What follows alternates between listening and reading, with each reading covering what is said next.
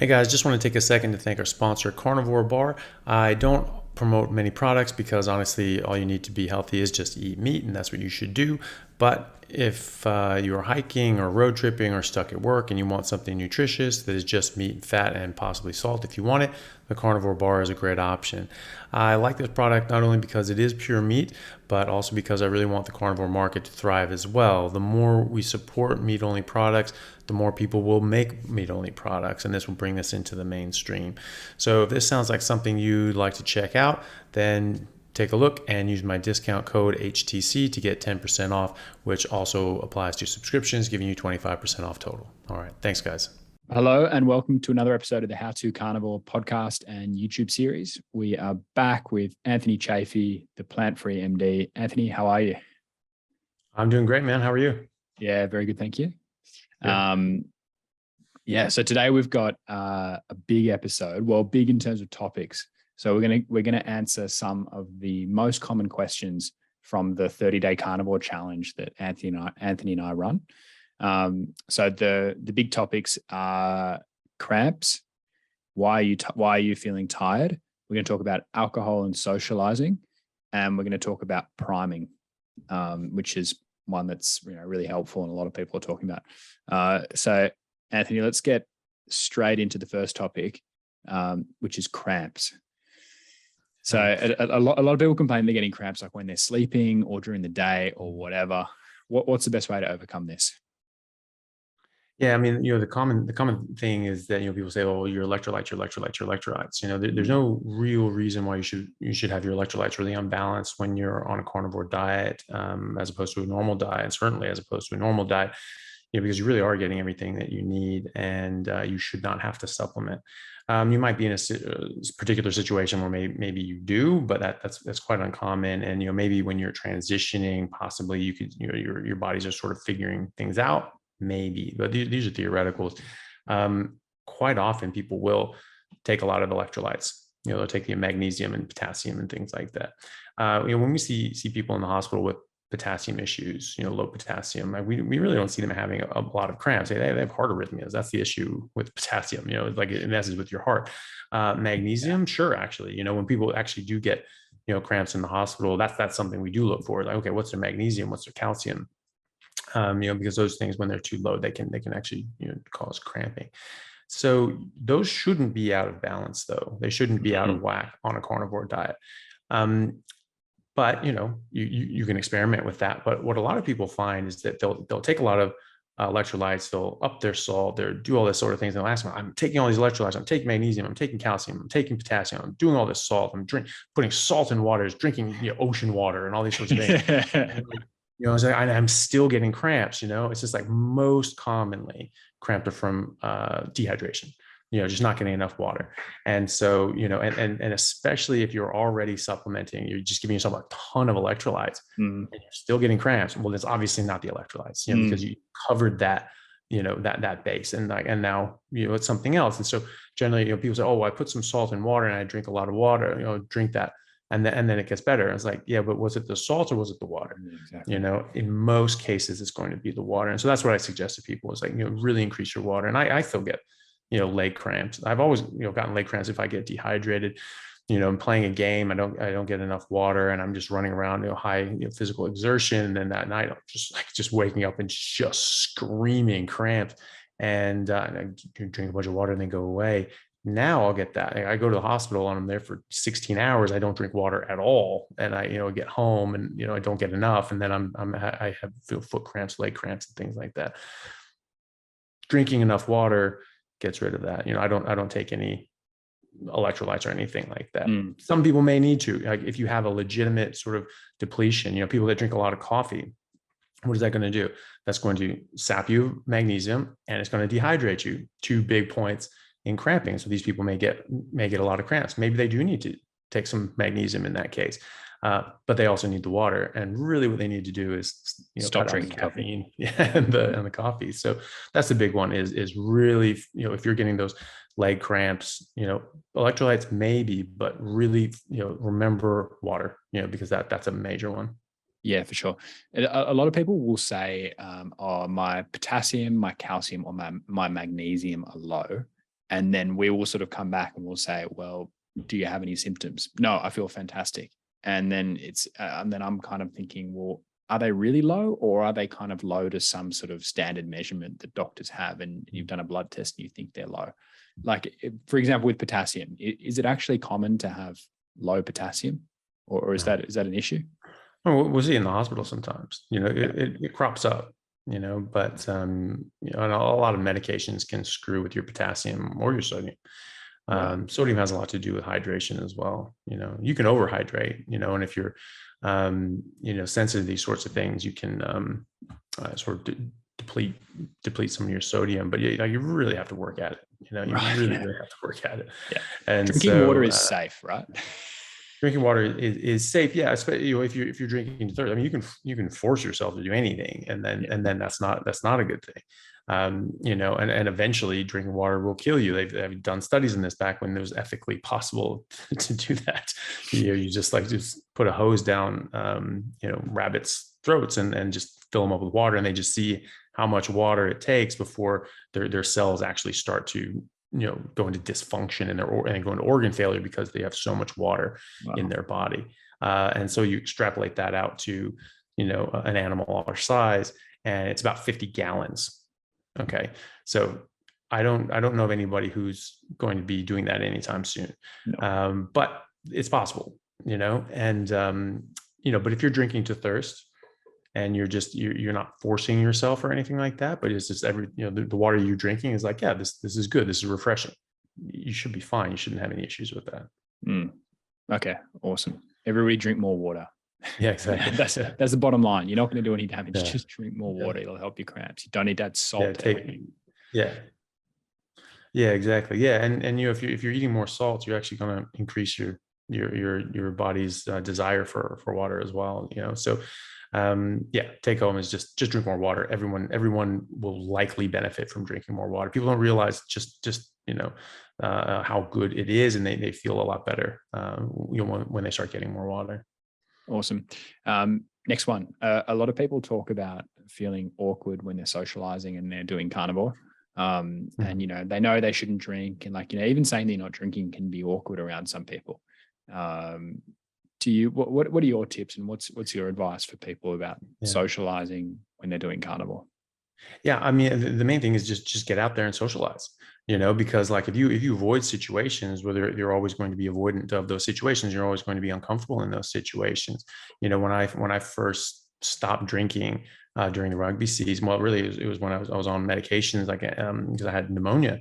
And it was right in the middle of a rugby season, and I'm like, I can't drink on these things. It's just stopping it from working. And so I went like a full month without drinking, and and normally that's a very big part of rugby, and it's something I really enjoy, that social aspect, going out and drinking. And so I still went out after the games, but I wasn't drinking. And the first time I went out, I hated it. I just felt so awkward and uncomfortable. Everyone was drinking and I wasn't. I felt like the odd man out.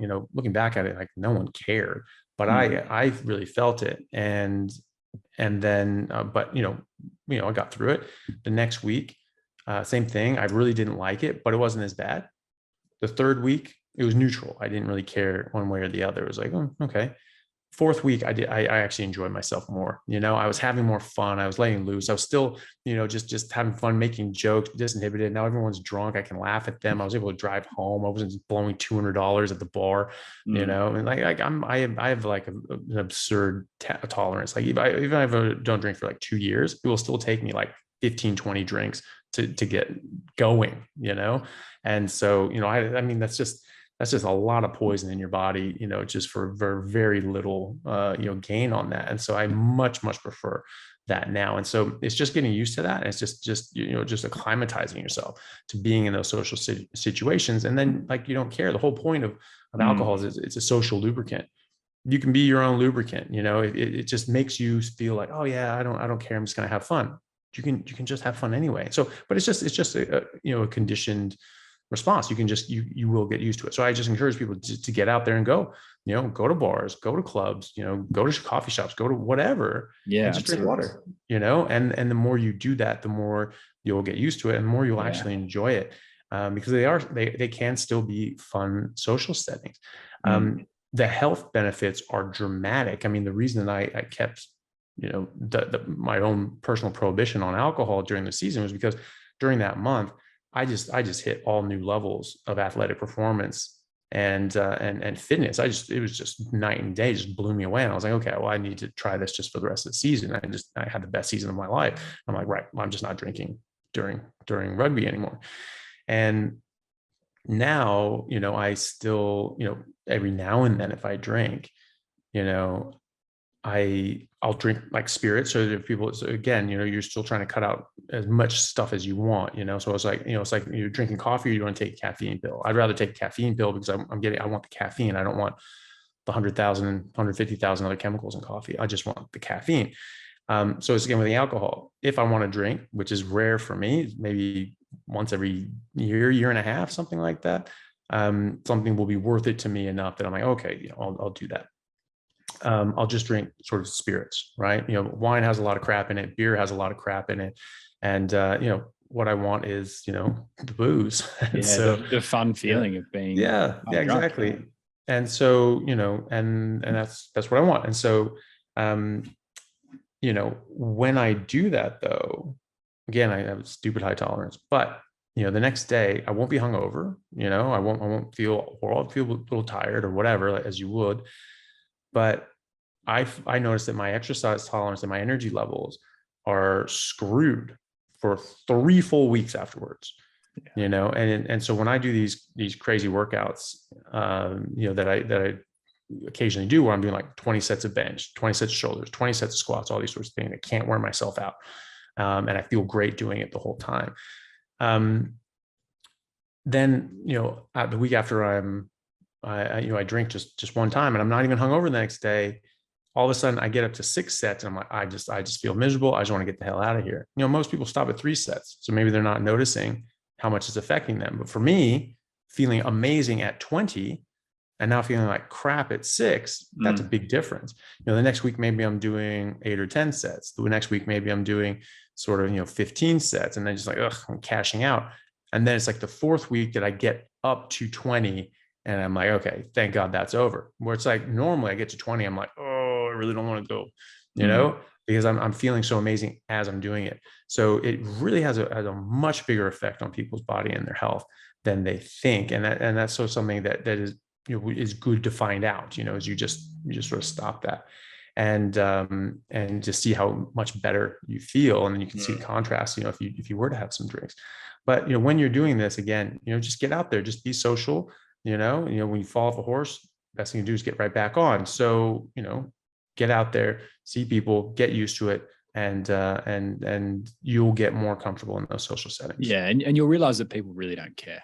And they're not looking at you, like, for example, I was at a work thing today, and like morning tea, the sweetest, like sugary pastries you have ever seen come out. And like everyone just sort of like gravitates towards them. And I was just like, hell no. And I was there having like literally a cup of boiling hot water, which I'm enjoying at the moment. And no one said a thing. Yeah. No one even asked, like, do you want one? I was just like, fuck no, I'm not having like, that donut at 10 a.m.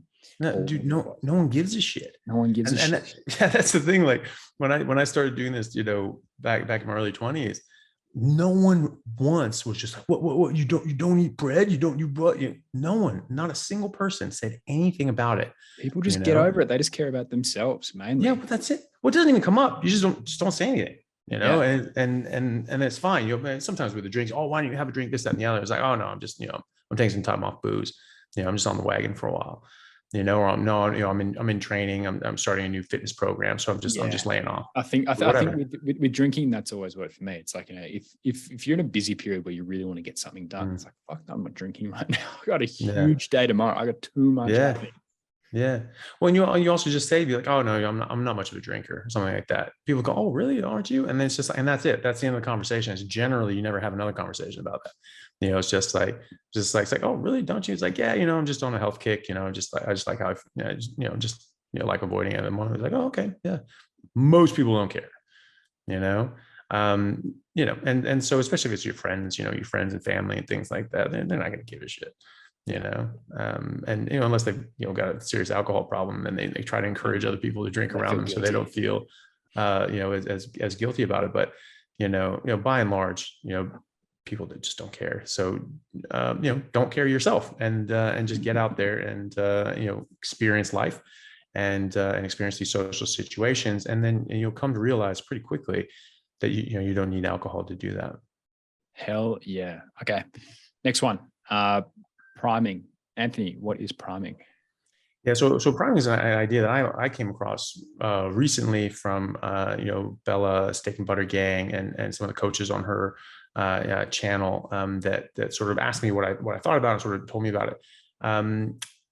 The idea is that if you're just starting carnivore, that you just sort of eat sort of 3 meals a day, and you eat until you're full, like what is they call it, like Thanksgiving full each time. Really, just full. so you can, yeah, exactly. Just so you're really getting to a point where you're just like, yes, this is as much as I want and no more. But again, want is the key word there. Don't force feed yourself anything. And you do that for 2 weeks. And what does that do? That allows you to, in my view, I was asked about it, like what I think of it. And what I think of it is that it can be helpful to really put that awareness of actually how much your body wants, because your hunger signals change so dramatically on a carnivore diet. And, you know, it's very, you just don't feel hungry in the traditional way. And I talk about this in a lot of videos, but, you know, when you're eating carbohydrates, that raises your insulin blocks leptin, then, you know, it is not able to reach your brain and tell your brain that you have a lot of fat stores and you don't need to eat anymore. So your brain thinks, oh my God, I'm starving. I need to eat. And there's other things going on as well. But basically it just deranges your hunger signals. And so you constantly feel like you're starving. You're not starving. You know, you are, you have more than enough energy. Like most people are overweight. They clearly have enough energy, and they're not starving. They're not going to die if they don't eat that day, or, you know, any day that month. But that's what they actually feel. And so it causes you to overeat. You don't get that same sensation on a carnivore diet. And so, you know, it's very easy to undereat. And I did that when I was in my 20s. I just never felt hungry. And I was just like, I know I'm not eating enough. I can't possibly eat enough, but I'm just not hungry. You know, I don't know what the hell is going on. And, you know, so that's the thing. You have to relearn your hunger signals. And so it's not something I've tried myself, but it is something that, you know, some people have said, hey, this really helped me. And I think that it could help you, you know, help gauge your hunger signals and make sure that you're eating enough, at least let you see like, okay, this is how much my body actually wants. One caveat with that is, you know, sort of leading into sort of the low energy side of the discussion, is that after you eat, especially when you eat till you're full, this, you know, signals your body to go into a rest and digest mode. You know, you're like, at first your body's giving you a lot of energy because you need to go out, you need to make a kill, you need to go hunt, you need to go get energy, you need to go fight and work for your supper. Then you get your supper and you fill up, and your body goes, right, slow it down, calm down, conserve energy. Let's rebuild, repair, and, you know, and not just throw away energy. So you can actually feel quite lethargic. You know, this is why I tend to eat later in the day after I work out. I never train on a full stomach. And on the rare occasions that it just happens like that I end up eating before I work out, I have a terrible workout. You know, I just don't. I'm just like, oh, yeah, exactly. So you want. For me, I always train on an empty stomach. I always play on an empty stomach. I always play hungry. That was it. I was just like, I had that killer instinct. I need to go, you know, kill a mammoth, you know, wrestle a bear, something like that. And like, that's sort of what I, you know, mindset and, you know, biochemical state I wanted to be in. That's how I thought about it anyway. And then when you eat, you're sort of changing that. So just be mindful that, you know, if you're eating, you know, a lot throughout the day and you're eating big meals, that can make you a bit lethargic. So priming can help, you know, tell you how much you're eating. You could do that otherwise. You know, I sort of just try that in the evenings, just getting as much as you can eat and sort of testing it throughout the day. You could do that as well. And if it tastes good, then your body's asking for food.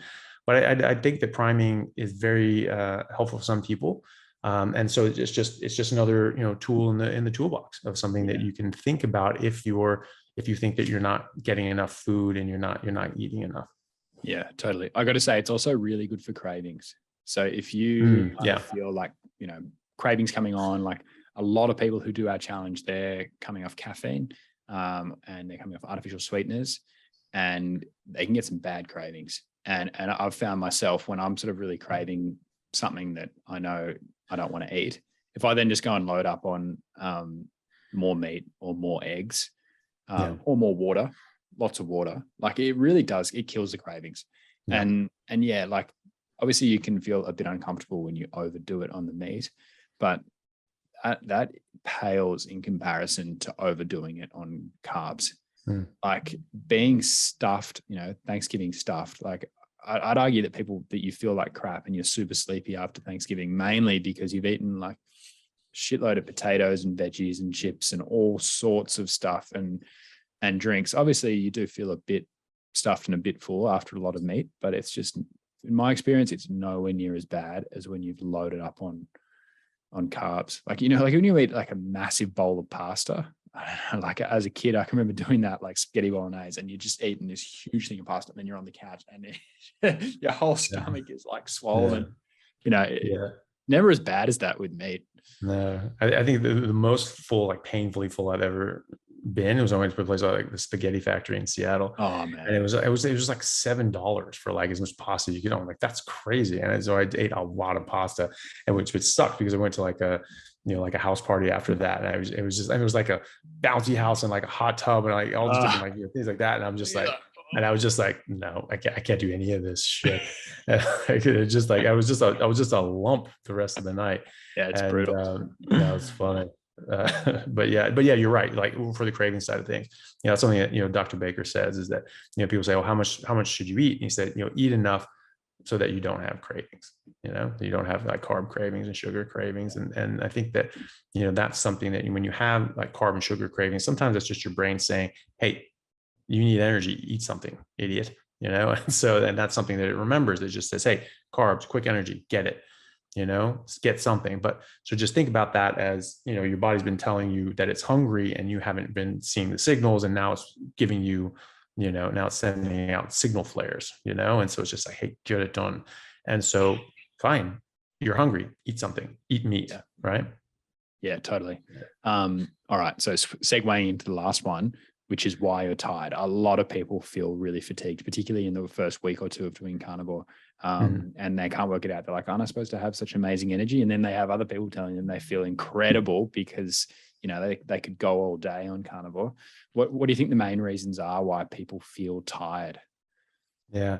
Well, that's certainly one of them is the timing of their meals. A lot of people are used to, breakfast being the most important meal of the day and eating lunch and work and all these sorts of things. And so they're eating a lot of food all right at the beginning of the day, and your bodies are just going like, yeah, let's just chill out. We got our food. We don't, why waste it? You don't need to go get more food. We have food.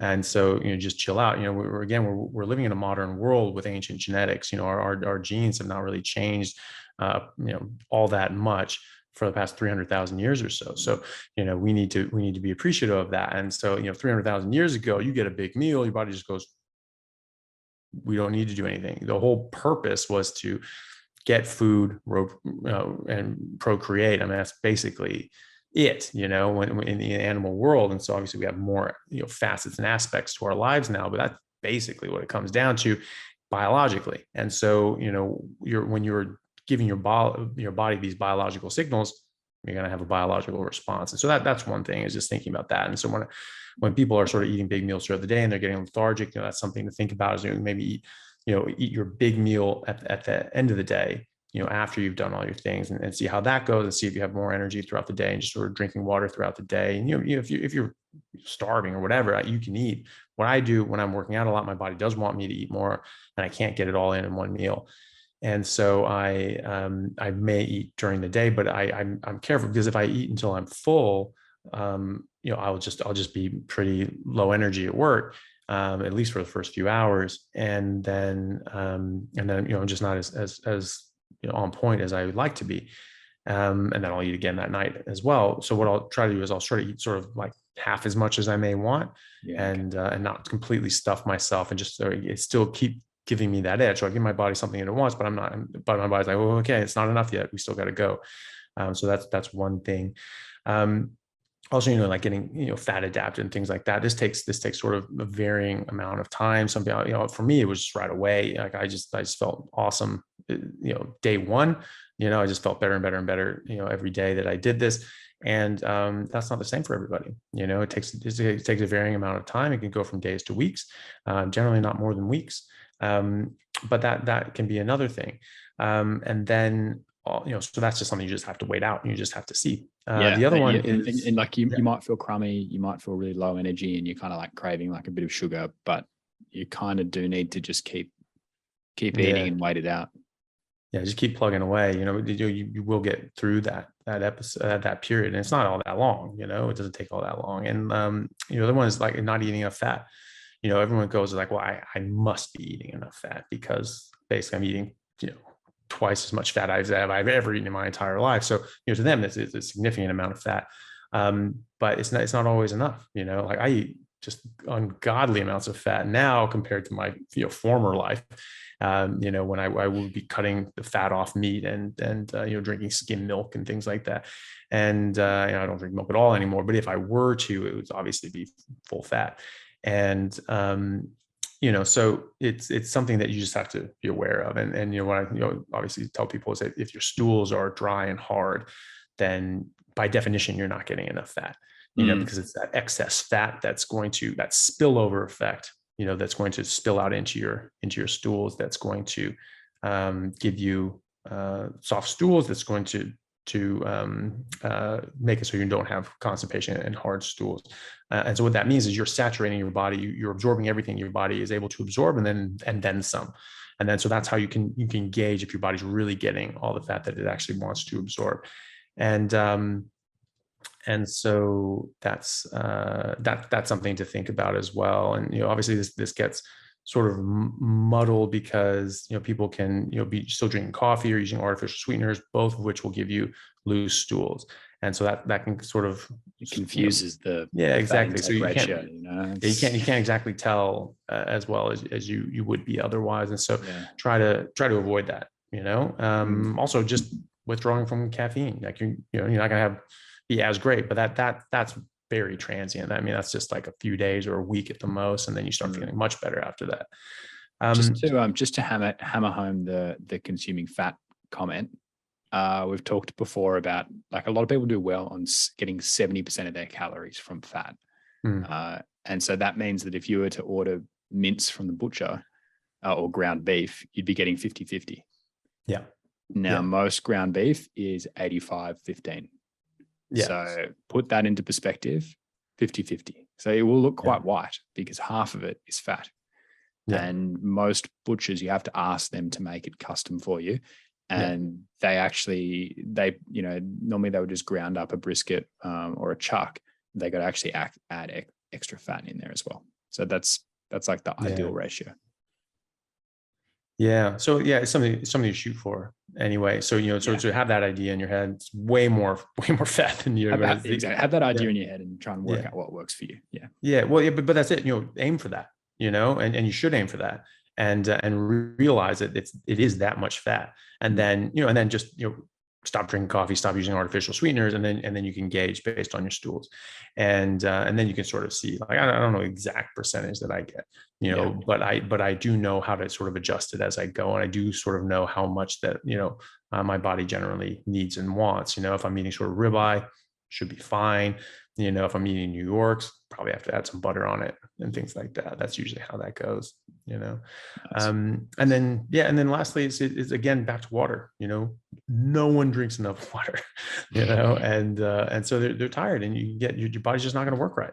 It's just not, especially in the hotter months.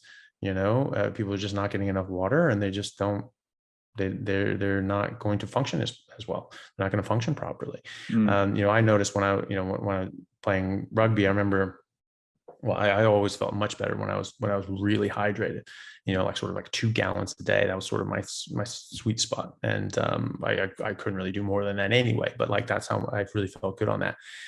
And so with that, I remember I was coming into the season. I'd sort of missed the first few weeks because of something I don't even remember. And so I was behind the 8 ball. And so I was getting in there. I was basically back for like 1 week. And then I had a game that weekend. I'm like, okay, I'm like really out of shape. I'm not gonna be able to play very well, but I can do something about my hydration. So like that whole week, I was just drinking 2 gallons of water a day, every day. And I just made sure I got 2 gallons a day. And that weekend, I was just running around. It was fine. I was just like, geez, I didn't realize I'm actually in great shape. I'm just running around, not getting tired. Everything's fine. And so I'm like, I must be, more awesome than I thought I was. And like, the next week I was just, like all happy with myself and my fitness level. And so I just sort of wasn't as strict with it. I was drinking about a gallon a day. That next game, now I've got, 2 weeks under my belt and a game, and just felt like crap. Just absolutely, I was just dragging. I was just like, oh my God, I was just breathing heavy. My whole body was, just heavy and lethargic. I'm like, oh my God, that's terrible. So I was just like, so for me, bang, I banged it up to two gallons of water a day after that. And it was just, and just felt, fantastic again. Makes a big difference. Obviously, you're doing sort of high intensity sports, you'll see a more direct result and impact on your performance, but it's going to affect your performance and how you feel in your energy levels, regardless of what you're doing. If you're just working at an office versus high intensity exercise, it just makes a big difference in your energy levels. Totally. Drink more water. It's free. It comes out of a tap in your house. Yeah, I Put a know glass on Australia there. this is just a giant desert, but you still do have water here, You got water, believe it or not. It rains sometimes. Yeah. Yeah. So so that would be my suggestions for that.